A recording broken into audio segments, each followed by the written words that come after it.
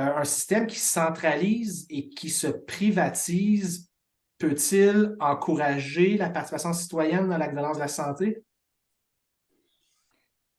Moi, je pense que ça va pas ensemble.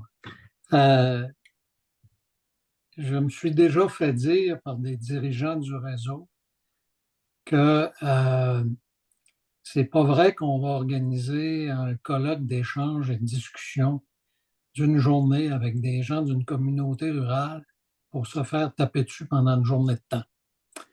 Ça fait à la base, si on n'est pas dans une dynamique d'écoute, comment voulez-vous que les gens se sentent respectés puis qu'ils vont se sentir à l'aise de mettre ça sur la table?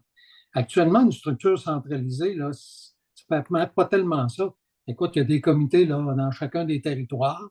On espère que ça va donner des résultats intéressants, mais tu ne vas pas chercher le pouls nécessairement de toute ta population, là. C'est des élites qui se retrouvent là. Comment tu fais pour aller chercher le pouls? Je pense que la centralisation, c'est pas de nature à aller dans ce sens-là. C'est clair que pour notre région, le sous-financement, il est documenté, il est reconnu, on ne viendra pas là-dessus. Ça va prendre une volonté politique d'investir, de respecter les dynamiques locales. Sinon, on s'en sortira pas. Et qu'est-ce que tu veux, l'écart de financement, il est là, là.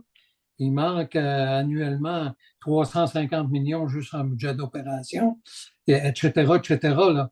Tu sais, on manque de plateaux de technique, on a moins de lits de courte durée, on a moins de lits de longue durée, on a moins d'infirmières per capita, bon, on les connaissait toutes, les données, là.